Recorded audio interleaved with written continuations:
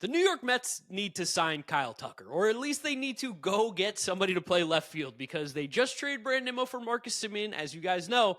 And there's a hole in the left field spot right now. If that is the only move the Mets make, this is a bad offseason. So surely David Stearns has to know that as well, and they're going to be looking for a bunch of options in the outfield, and I think they should be putting their money towards Kyle Tucker. We've got Cody Bellinger rumors. Maybe they make a trade for like a Fernando Tatis. Me and James will leave all stones unturned. We won't leave a stone unturned. That's the intro. We won't leave a stone unturned. We'll cover all the possible options that will actually make this team better, or guys that we think will make this team better. Before we do, make sure you guys are subscribed to Mets'd. Most of you watching aren't. Click that subscribe button. We appreciate all the new subs coming in from the Brandon Nimmo trade reaction video. You guys are beasts. Welcome. If you like what you're listening to here, Apple Podcasts, Spotify, Google, drop us a rating, drop us a review, download, and subscribe. Without further ado, James, Kyle Tucker, right? That's the number one guy. It is the number one guy, but I still do think the Mets will be reluctant. I think honestly any team in baseball is going to be reluctant to give him the 11 or 12-year deal. It seemed like he was probably going to get as we knew Kyle Tucker's free agency was coming, right? Doesn't it feel like that? Yeah, I mean, coming into this season when he got traded to the Cubs, coming off of the weird season he had with the Astros, but we also saw the best numbers he ever put up in a sample where he had the injuries, and before that he was on an MVP pace with Aaron Judge early on in the season. And then this year with the Cubs, it wasn't a bad year, but it was a weird season. They had the whole injury thing too at the end of the year with him. I think it's just strange that we've had back-to-back Kyle Tucker seasons that have had this ticky-tacky kind of injury where, again, it was 2024, it was the shin. It was a hairline fracture in his shin. And it was kind of the same thing the Astros weirdly did with Yordan Alvarez this year, where it was like, he'll be back in a week. He'll be back in 2 weeks. He's testing it today. Kyle Tucker runs the bases. You basically had 4 straight months of like teeny tiny little updates that truthfully led to nothing. And this year it happened again with a fracture in the top of his hand, I think it was, like a little fracture. And first half Kyle Tucker this year was a mega elite player. And he only get 5 home runs in the second half wound up being. So it's like you see that and you're like, I don't doubt Kyle Tucker's ability in any way, shape, or form. Where at the same time, why do weird things keep happening with him? Yeah, see, to me, I don't care. Like, I see Kyle Tucker played 140 games this year in what is considered a down year for him, where he hit 260, 370, 464 slugging with 841 OPS, good for an OPS plus at 143, stole 25 bags, hit 20 home runs, drove in 70 runs at the plate. Like, that's a bad season for Kyle Tucker. We've been accustomed to the 30, 30, 100, 30 stolen bases a year, 900 OPS. We saw him do that crazy, again, short stint of 78 games in 2024, where his OPS approached 1,000, on base over 400. I think as a whole in baseball, we're almost looking too much into Kyle Tucker. We just recorded a video for the windup, not comparing these guys at all. But like, sometimes we might almost dive too deep into the numbers on guys and just be like, wait, this is one of the 20 best players in baseball. Like, what are we talking about? He's going to be 29 years old. He's a good athlete. He's really good. I think that number you just said is an important distinction to make. One of the 20 best players in baseball, right? Yes. Is one of the 20 best players in baseball worthy of a more than 10-year contract that locks you into that long for something like $40 million annually? I think so. I really do, especially in the modern way that baseball money is given out. Like, if you're not going to give money to top 20 players, you're just not going to sign anybody good. So, like, oh, for sure. I think this is the going rate. And if you're the Mets who have all the money in the world, more money than sin, like, this is the guy. Don't half-ass it. I like Cody Bellinger as a player, and that's ultimately who I think the Mets are signing. I actually think there's no way Cody Bellinger is not the left fielder for this New York Mets team in 2026 onward.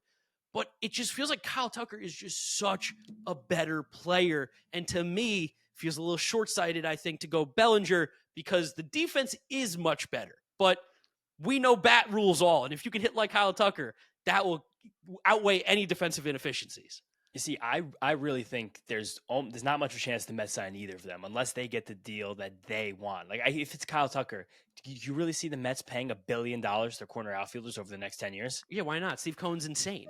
I think that part of it is true, but we just traded Brandon Nimmo, right? And the big reason we traded Brandon Nimmo was because the contract he was owed. The fact that we were at a spot with Brandon Nimmo where you were getting very little defensive value and the bat was deteriorating to the point where you couldn't even really fathom the fact that he was going to be worth $20 million a year. Of course, the Rangers took that bet. We have rehashed that trade. We'll probably give some more tidbits about the fallout from the last few days of that trade towards the end of this video, but Kyle Tucker's not giving you defensive value either. Kyle Tucker No. has a better arm, of course, but if we keep hearing these things about defensive value for the Mets, it doesn't. I can't find a way in my brain that unless Kyle Tucker's market gets so suppressed, which I think I'm not so suppressed, but I do think there's a chance that almost every team in the league balks at 10 years for Kyle Tucker, which we'll start talking about a little bit more. I think there's almost no way the Mets get in unless they can get away with some kind of 5-year super high AAV offer for Kyle Tucker. Truthfully speaking, that's what I feel, and that's kind of seems to me like the hints and the crumbs that the Mets have left us. I still think at the end of the day, like the Dodgers are going to swoop in and pay him, or the Phillies will swoop in and pay him, or the Blue Jays will swoop in and pay him. And I think that is the biggest detractor from Kyle Tucker is I think those teams will give him one of those contracts. And maybe the Mets don't want to be the highest bidder on this. Maybe they are looking a little more aggressively on a short-term, insane AAV type move. But at the same time, if you are serious about winning the 2026 World Series, Kyle Tucker is by far the best option available for the outfield right now for the Mets. For sure. But again, some things that could scare you, me, somebody off. Mark's camera's falling down. Somebody off from Kyle Tucker for, again, the 12-year mega deal. Has never hit the ball harder than 111.3 miles an hour. That's pretty hard. It's pretty hard, but it's not really what you usually pay. Like, if there was an either or for the next 3 years of Kyle Tucker or Pete Alonso, and you could see what you could do with the rest of the roster, I might low-key prioritize Pete Alonso. Like, I think Pete Alonso might be a better hitter than Kyle Tucker for the next 2 years. I think that's possible. Kyle Tucker doesn't even have league average bat speed.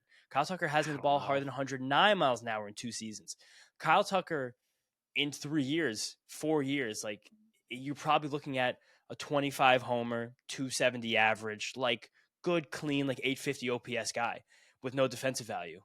Suddenly you just redid all the mistakes from the Brandon Nimmo contract you just got away from. Than Nimmo gave us the last few years. No, of course, but that was like the high end of what Nimmo gave us at the beginning of the contract. I love Kyle Tucker. And then you'd have him for 7 more years.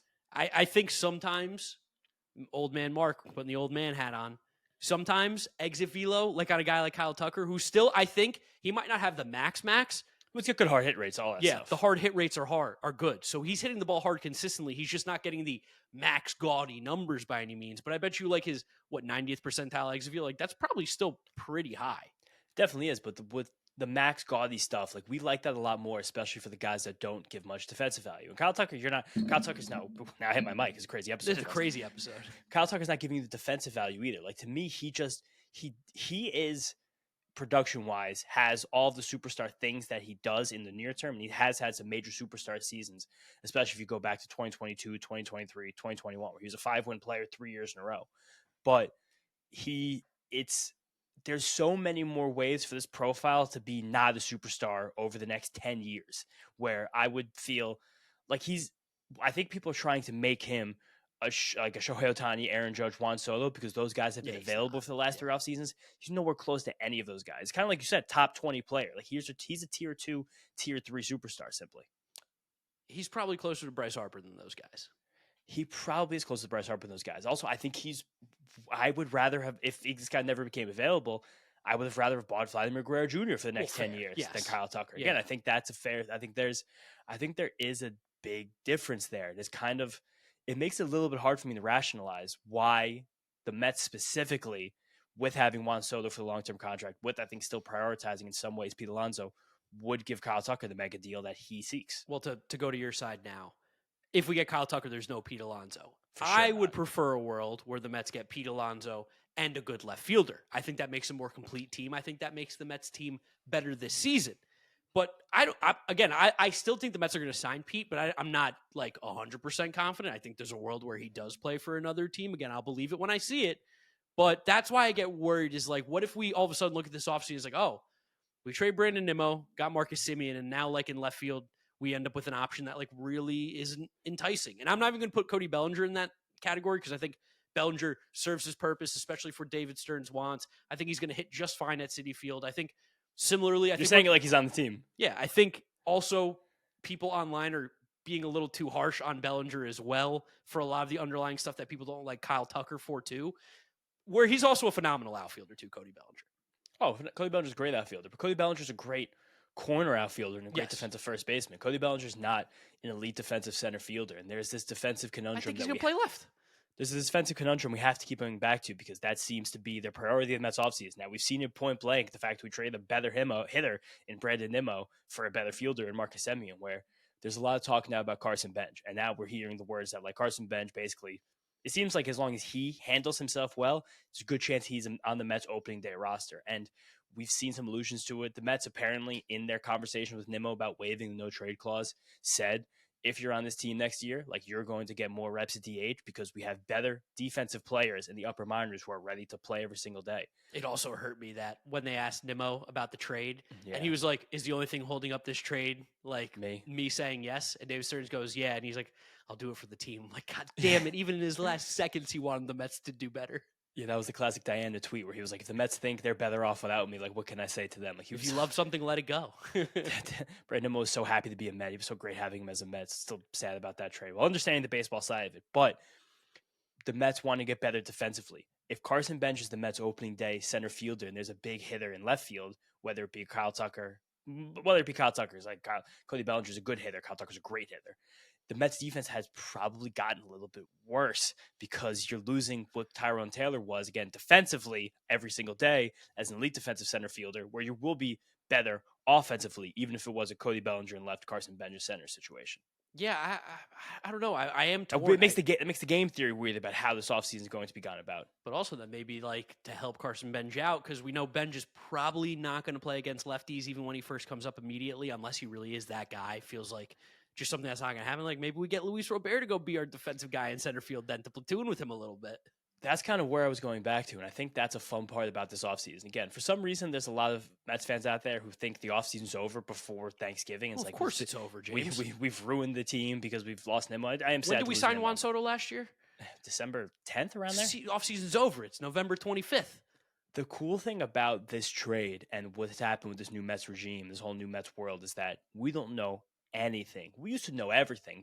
We had the Manuel Ramirez rumor nine trade deadlines in a row because I think that the Will Buzz and Omar and I was always on top of making that happen. But this Brandon Nimmo for Marcus Semien trade wasn't even remotely on anybody's radar on planet Earth. It really wasn't. No. So it's kind of cool that if these crazy things are going to happen, they're going to happen like a little bit in secret. And we could be shocked a few more times. Like I think that the biggest thing about this Brandon Nimmo trade still was this idea of flexibility for this Mets roster, having fewer commitments past the next 3 years. The fact that now there's basically seemingly another opportunity for a long-term contract to come on this team. And there can be so many more pun this out of left field moves that the Mets can make this offseason. And we just might not know about them until the second they drop. Hey, for all the parents out there with teens, it's more hectic now than ever. Cash App's going to help, not hurt. With the Cash App card, available to teens 13 to 17 with sponsorship by an eligible parent or guardian, every transaction triggers a real-time notification for you to see, empowering your teen to practice independence while giving you peace of mind by keeping track of their spending. You can also manage everything directly from your own Cash App account without having to switch between the two. With the Cash App card, you and your teen's balances receive 24/7 fraud monitoring. And if something ever feels off, you have the ability to lock their card right from your phone in just one tap. For a limited time, new Cash App customers can earn $10 if they use code FAMILY10 in their profile at sign up and send $5 to a friend within 14 days. Terms apply. Cash App is a financial services platform, not a bank. Banking services provided by Cash App's bank partner. Prepaid debit cards issued by Sutton Bank, member FDIC. Direct deposit and promotions provided by Cash App, a Block Inc. brand. Visit cash.app/legal/podcast for full disclosures. Yeah, I think in a minute or two here, me and James are going to tell you some of the just absolutely out of left field moves that we would love to see happen for the Mets. Again, out of left field, probably not likely, but there are some really, really intriguing names out there that the Mets could now slot in because I'll also say this too, just because Juan Soto's in right field doesn't mean I don't think he'll go play left field if they needed him to. No, for sure. And the name that we kind of keep coming back to and that keeps oddly getting floated is Fernando Tatis Jr. Like that situation where, yeah, I'll do whatever it takes to get Fernando Tatis Jr. It's going to be a haul.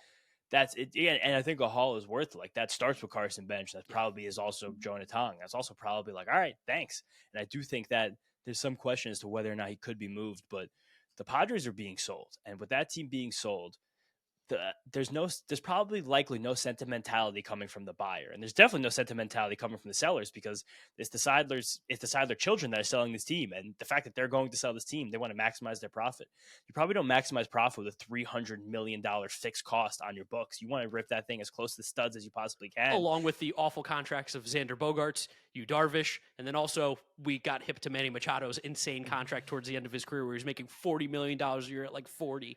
I'm saying, do you even have to package Jackson Merrill with one of those guys to send them off? Do you just send off Fernando Tatis and like start the rebuild? Like, I know that AJ Preller, if he's there, he's still going to try and win. I don't think a trying to win move is trading Fernando Tatis Never Jr., is. but I do trust AJ Preller to pick the haul I'm getting back. I mean, the Juan Soto haul that he traded away is like one of the best trade packages ever. Like, there's something just about his availability right now, Tatis's, and the fact of how good he is offensively, defensively. I know it's never going to be the highs that we saw from Fernando Tatis Jr. at the beginning of his career, and there's always going to be some questions about just his maturity level and how much he cares about what happens on the field. The PED stuff is always going to be a black mark against him, but you got a pretty lock solid 5-6 up to 7-win player, and in the middle of his prime right now, and he offers an element to this team that you don't really have in the Mets right now. He could even be a center fielder, possibly. Yeah, I'm interested to see if he could make that switch, just because, again, he is still relatively, it sounds crazy, like learning how to play the outfield. He was a shortstop, and he was a really good shortstop as well. So, like, for him to make that switch to the outfield and be as good as he has a cannon of an arm, runs like the wind. If Fernando Tatis is available, that's my number one guy. That's who I want the Mets to bring in. I like him more than Kyle Tucker, especially with the fit on this team. But probably not available. I don't think he's actually. I don't know how real he actually is available. Like you said, AJ Preller seems to be the real X factor here, because until he's gone, I don't think there's ever a world he's selling like that.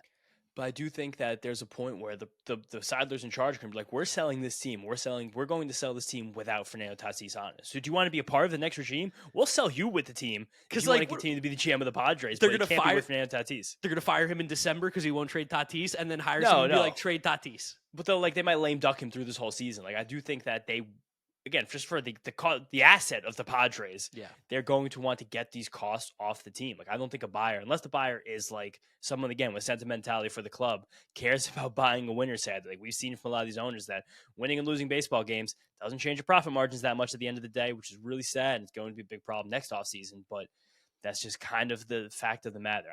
I wonder if he's available. I still wonder about the Tarek Skubal availability. I wonder about the Jose Ramirez availability. I just know that right now there is now more open space on this team for a much longer term contract. I bet that the trading of Brandon Nimmo actually puts the Mets more involved in guys like Dylan Cease and Tatsuya Imai. Like, I do think that getting out of that contract, getting out of those that get $100 million for 5 years, it gives the Mets and David Stearns more flexibility to kind of be, for lack of a better term, stupid with a different long-term contract. I use that word sparingly because it's the Andrew Friedman quote that if you think rationally, you're never a free agent, you're going to finish third for every free agent. That's what I'm saying, yeah. You have to pick and choose the spots you go, and the Mets have two great pillars in Soto and Lindor. You got space for a third. It's really important to get that third right. I keep stumbling back to I almost see no way it's not Bellinger. And reason why, and I know your biggest worry with Bellinger is not necessarily the player that he is, it's the contract. And basically saying, Brandon Nimmo, we just did this contract with you. We're going to do it again now with Cody Bellinger. Two reasons why I think the Mets would be going that way, most likely than not. One, Cody Bellinger still plays phenomenal outfield defense. In left field, he had like 6 or 7 OAA. In center field, I think he was still positive, not high, but still positive. And then in right field, he also still had one of the higher OAAs out there among qualified players. So I think the defense will stick. Like, I don't see the defense slowing down for Cody Bellinger in the next 3-4 seasons to a level where you're like concerned, especially because that arm's good and the athleticism is still there for him. Also, there might be a little bit of David Stearns being like, well, I just traded this contract. I'll just do it again if it becomes a problem. And I think I could buy into that theory as well. Like, I just traded Brandon Nimmo. He can't play defense in the outfield. If Cody Bellinger still plays defenses in the outfield and the bat struggles a little bit from where it's been, I'll be able to move him too. I guess that actually is kind of a point I did not consider, honestly. The fact we'll just trade him. Yeah, that's interesting. That's an interesting point right there. But it does feel to me like you're kind of you're robbing Peter to pay Paul to trade the Brandon Nimmo. Like, if Cody Bellinger gets a 6-year contract, I do think that he's a little bit more in play, of course, because he doesn't have a qualifying offer attached to him. You're not sacrificing a draft pick to sign Cody Bellinger. but just What's his contract projections? Is it like 6 for like 150, 160? I really don't buy those at all. Like, I don't know why after the last few years where Cody Bellinger couldn't find the long-term contract he wanted, now all of a sudden he will, which is kind of the same thing happening to Pete Alonso right now. Even though Pete Alonso put much more on paper than Cody Bellinger did this past year in terms of underlying stats to get that contract, he also still seems like it's going to be a tooth and nail fight for even Pete to get a 4th year in his contract. But I still think Cody Bellinger winds up much closer to the deal he signed with the Cubs, which is what, like 3 for 80 a few years ago? 3 for 80, 3 for 90, something like that. With a bunch of opt-outs. Like, that to me is one that I could see the Mets considering, but I'm just horrified by the batted ball metrics from Cody Bellinger. Like, Cody Bellinger might walk into Citi Field and be like a 22 homer, 780 OPS guy, and then we're just buying plus defense in a corner spot and blocking Carson Bench in the process. I think there's he's going to play center field, probably bench, but I think there's a world where they do that just because the defense is better. And I think in David Stearns' eyes, you got, and I'm not saying that this is the right move. I'm just saying I think this is the theoretically what's going on in his head. We upgrade second base defense. We upgrade left field defense with guys that are similar bats, if not better at times than what we had there. And we got better gloves. Like, how are we not a better team automatically? That could also be a fatal flaw for sure. Definitely. It doesn't seem like it's going to be that cut and dry for me. Like, I still think that Luis Robert Jr. is very much in play to be the center fielder. I really think in a perfect world, I think that the Mets want Carson Bench as the left fielder. I think they want to solve center field. And Kyle Tucker's definitely not a center fielder. No. And I don't think the Mets view Cody Bellinger as center fielder either. Like, I think there's a better chance that Cody Bellinger is playing first base on opening day for the Mets than center field. For sure. But I still think that bat-wise, right now the Mets lineup sucks. It's a horrendous lineup as it currently stands. It's pure ass. So it's like when you looked at the Phillies, and something we always joked about with them is like they have 3 good hitters and everyone else in that lineup stinks. That's the Mets lineup right now. Yeah, Mets lineup has 2 definitely good hitters right now. Then you're really hoping for the Vientos, McNeil, Alvarez, Beatty thing to do. Also, I don't know if McNeil's in this lineup opening day. Like, I really think that this Brandon Nimmo trade was the precursor for what's going to be one of the most absolutely ridiculous, crazy, action-packed off seasons that the Mets are going to have that we've truthfully ever seen. Like, there's going to be so much player movement. David Stearns is cold-blooded in the way he traded Brandon Nimmo and all the quotes that have come out about the things he was saying to him about waiving the no-trade clause. Like, this is an indication. It's a big blinking, flashing light to us as Mets fans. Shit is going to change. Last year was unacceptable and things have to change. I don't think that's the worst idea. It might not be the best idea, but like I think so many things are going to happen, and Kyle Tucker, Cody Bellinger seems too obvious based on the way this has begun. All right, I can get behind the too obvious that we think, but also at the same time, James, we know David Stearns is listening. We know he hears us. So when we hear the Fernando Tatis rumors drop, or that they're going to get Luis Robert so Carson Bench can play left field on opening day, I can't wait to see our reaction. But again, like, that's possible to me too. Like, I bet those calls have already been made. Like, we know we had a dialogue with the White Sox at the trade deadline. I know that every team is talking to Padres right now because they know the Sidlers are selling that team. They know they want to get that money off their books.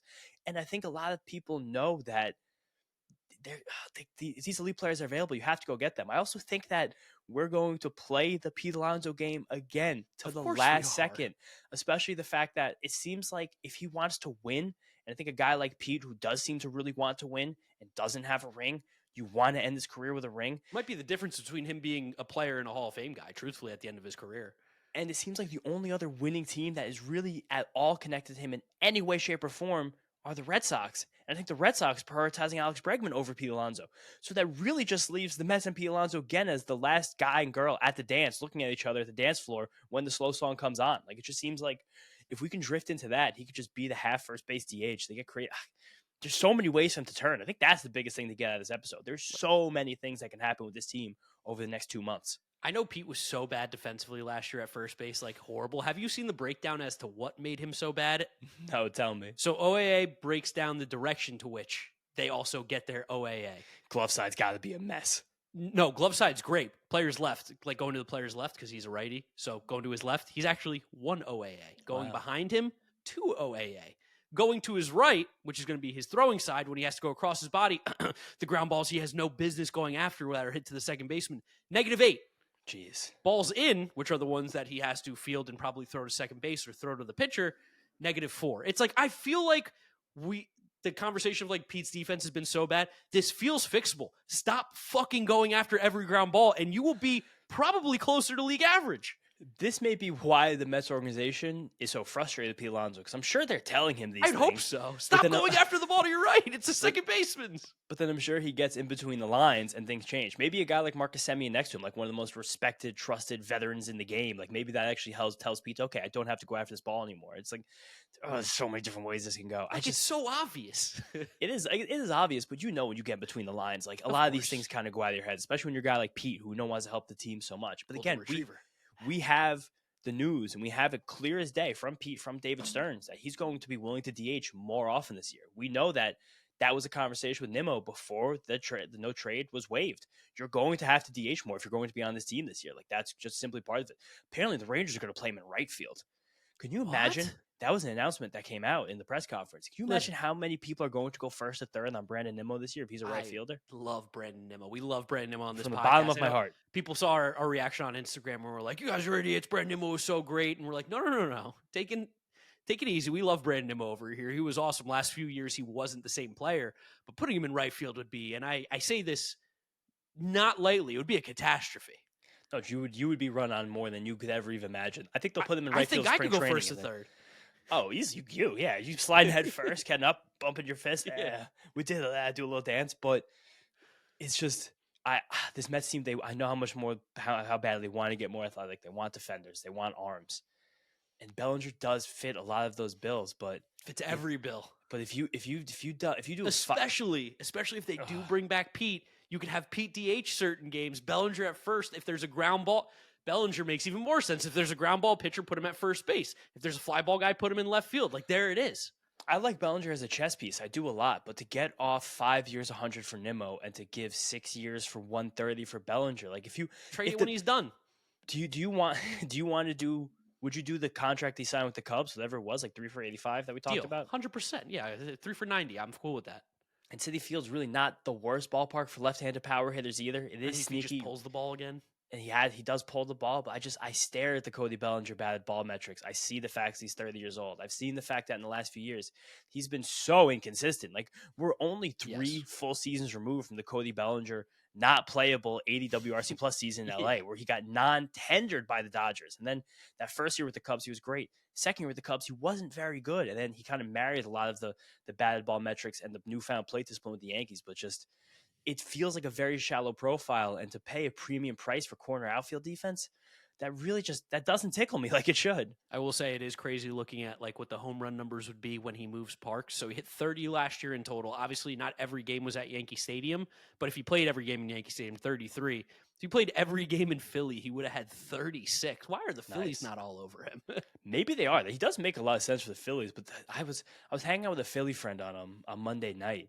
And me and him were talking about the fact that it's been so silent talking about the Phillies. There hasn't been a word about a plan, about an idea, about anything that could possibly happen for the Phillies. They don't have a catcher. JT Realmuto's got to come back. I heard the Red Sox are actually linked to him. And I think the Padres should be linked to him. I just think JT Realmuto, I think, has become one of the more underrated free agents on the board right now. Like, he's still a tremendous defensive catcher. He's still at least like a league average hitter. Like, you would love to pay for that, especially with the leadership qualities that he has. But you play him like 90 games as opposed to 130. Like, he's probably going to be pretty good. I don't know. Like, the Cody Bellinger, if there's possible 6 or 7 year contract attached to him, I see the nightmare of the Jason Hayward contract. Okay. Like, I just don't think a 6 year contract for Cody Bellinger would be good business whatsoever. I think he's a good fit if you can get him again, the 3 year deal, the same deal he just had with the Cubs. You probably do get 3 good seasons. You do 4? I guess 4 would probably be the highest 5? I'd go. I don't think I'd go 5. I think I'd give him 5. 6 makes me a little more nervous, but I'd go 5. I mean, Cody Bellinger right now is 30. So if you give him 5, you have 35 for Cody Bellinger bat speed, where we know bat speed starts to kind of dip 32, 33, and he's swinging a 70-mile-an-hour bat right now. Troy Snicker's going to fix that. I like that in Marcus Semien. Troy? Yeah, Troy. Okay. In Marcus Semien's introductory press conference, if you guys didn't listen, really good listening. Marcus Semien that's a guy who's going to handle the New York media very well. Yeah. every single time someone asked him a question, he referenced them by name, said thank you for the question, like alluded to something they said in their intro. He mentioned Jeff Albert and Troy Snicker specifically by name and things he can do to kind of get the bat where he wants it to be, which I thought was really cool and really interesting. He also mentioned the fact that when he was coming up with the White Sox, his guy was Buddy Bell. He was like, I looked at the back of Buddy Bell's baseball card when I was coming up. I saw lots of 157s, 158s, 161s next to his name. I said, that's the player I want to be. The guy who plays every single game. So it's cool that mindset-wise, you could be an every game kind of player. Buddy Bell was his guy. Marcus Simeon's he's 5 years older than us. That's crazy. No, I think Buddy Bell was a coach in the system when he was coming up with the White Sox. Okay. I think he might have been the manager for that rookie season what? that Marcus Semien played. But yeah, he referenced. I didn't think I was going to hear a Buddy Bell reference in the Marcus Semien introductory press conference. That one really caught me off guard. But again, I watched the David Stearns press conference too. If you guys haven't watched that, also a great listen to hear the cold-blooded David Stearns being so contrite in what he was saying. The fact that this opens up flexibility for the Mets. They got a guy who's a better athlete. They wish the best for Brandon. They still think Brandon's a productive player, but flexibility. You kill all that flexibility if you give Cody Bellinger a 6-year contract. I don't think anyone's giving Cody Bellinger a 6-year contract. We'll see. The fact that we saw 4 guys take qualifying offers, this market will not be as robust as I think a lot of these free agency projections have been so far. I hope we get him on a cheaper deal. I'm cool with that. A 3 or 4 year Cody Bellinger, I can definitely stomach that one. For 6-year Kyle Tucker, wow! I give Kyle Tucker $45 million a year for the next 6 years. I think that would be sick. If you could do 6 for $250, 100%. Then put Carson Bench in center field. We're cooking with gas at that point. Fuck defense. We got bats, but the wiggle around this free agency is going to be crazy, which I still think the Mets have a crazy trade up their sleeve. I really do. If you are still carrying a clunky leather brick that can be mistaken for an old school wallet, may I introduce you to what Eric Kratz is getting himself for the holidays? I mean, this is the greatest wallet that I've ever seen in my life. Your credit cards fit in here. It's adjustable, lifetime guaranteed. Like this is a must-have for the holidays. Absolute must-have. Ridge Olive Matte. That is the design that Kratz has right now, and you can get a hold of that. There's over 50 plus colors and styles to choose from over at Ridge. You can even get a wallet that features every NFL, MLB, or college team. And for a limited time, Ridge is having their huge Black Friday sale. Head to ridge.com/foul to get up to 47% off your order. This is by far the biggest discount they've given all year. That's ridge.com/foul for up to 47% off your order during their biggest sale of the year. After your purchase, they'll ask you where you heard about Ridge. Tell them Foul Territory sent you. If there's one player that nobody's thinking about, like gut feel, who do you think the Mets could be interested in? Anybody jumping off the page to you? Because I'm looking at outfield defense, and there is one name that we heard about could be available possibly to trade. And I think it would be an interesting one because he plays pretty good defense in the corner. Someone who me and you have been a fan of. Didn't have the greatest season last year, but I still think there's a good player inside of him. Jarren Duran. That actually wasn't my guy, but that's your guy that you're going with? Well, I think we know that the Red Sox are going to trade one of those outfielders. I do wonder how much, because we know they are. We know they love Willie Abreu, but he'd be a fun one to steal. I think those are both good players. But who was yours? Lawrence Butler.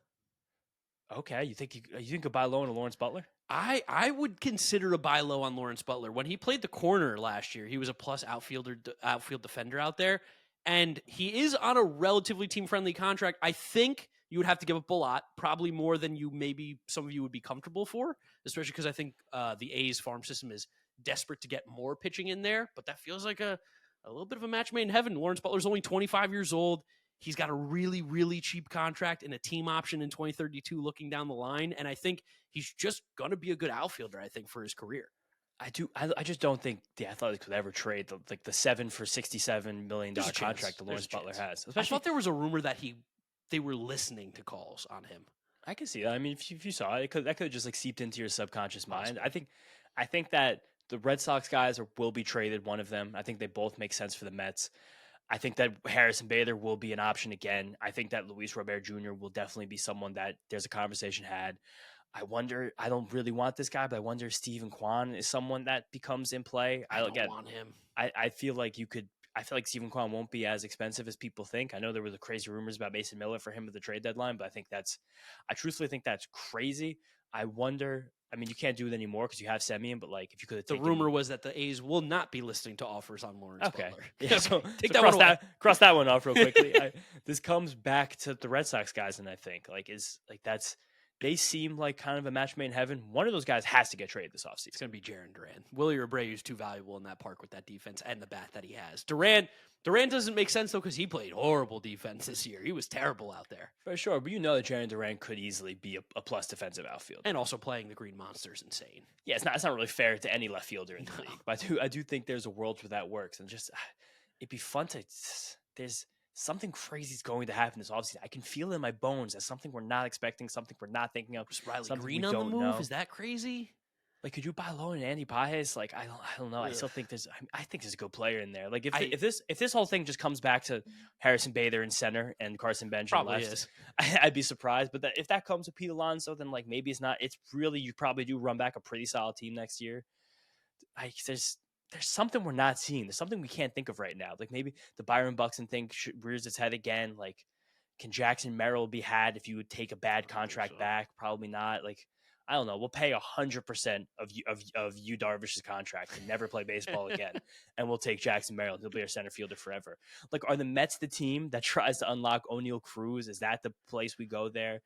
Like, there's something that we can't see right now. I'm telling you. Or it's just Cody Bellinger, Pete Alonso, Edwin Diaz, and that's the offseason. It wouldn't be that bad if you get I'd be Cody happy Bellinger with it. again if you get Cody Bellinger for a 5-year deal, Pete Alonso for a 4-year deal. You probably run a really good team next season. Yeah, and trade for a pitcher at the deadline. That's probably it. Yeah, or probably sign another pitcher. Again, I do think that the getting off the Nimmo contract brings us a little bit more in play for the top of the pitching market. And I think for the top of the pitching market, the Mets' two favorite guys will be Dylan Cease and Tatsuya Imai, given what we know about what the Mets are, what they see pitching-wise inside of their club. Maybe this gives them a chance to buy Michael King, but the qualifying offer, I think, will scare them off a guy like King who doesn't really have a expected workload. There's so many ways to turn right now. They're also going to trade Kodai Senga, so that will open up some stuff too, possibly for this team. I wonder if there was a Kodai Senga conversation with the Red Sox before the Sonny Gray trade, because it seemed like so. It seemed like Mr. Richard Fitz would have been a good return for Kodai Senga, given what the Mets think about Kodai Senga at this juncture. Yes and no, just because I feel like the Mets probably aren't that interested in pitching guys right now like that. They just have them already. Like, I guess maybe it was give another pitcher with Kodai Senga to get Duran. Like, you probably can't get Duran for Senga 1-for-1. You couldn't have. Now you definitely can't. But it was. I do wonder if the Red Sox were a team that called up about Senga. Yeah, I don't know. I guess we'll find out more. I'm sure there's going to be more rumors as soon as Black Friday hits. I think it's going to be a little bit quiet over the next day or two because Thanksgiving's approaching. You got to travel. You got to go see family. I mean, the famous Steven Matz Day, that was Thanksgiving. And that was Thanksgiving. That was the day before Thanksgiving. And the Max Scherzer stream was 2 days later, remember? Yeah, 2 days later. That's the big one. But that's what it's going to be. So that weekend, that's the anniversary of the Max Scherzer last year stream. on the Wednesday before Thanksgiving. Who did? Oh, Blake Snell. Yeah, Blake Snell did. But that was also weird. I think that was something that was kind of predetermined. I mean, the fact that we've had these huge trades before Thanksgiving, it means it's going to be a fucking crazy offseason. But I think the crazy offseason is not going to be with these top free agents. All right. That's all we got for you guys. 35 minutes of rambling about the Mets outfield options. I hope you guys enjoyed it. I think you do. If you did, drop a like on the video. Subscribe if you have not yet done so. And if you're listening to us, Apple Podcasts, Spotify, Google, drop us a rating, drop us a review, download, and subscribe to the podcast on the audio side. You can follow James on social media at James Shiano. I'm Giraffe Neck Mark with a C. We will catch you guys all in the next episode. Have a happy Thanksgiving. We'll see you next time. Peace out.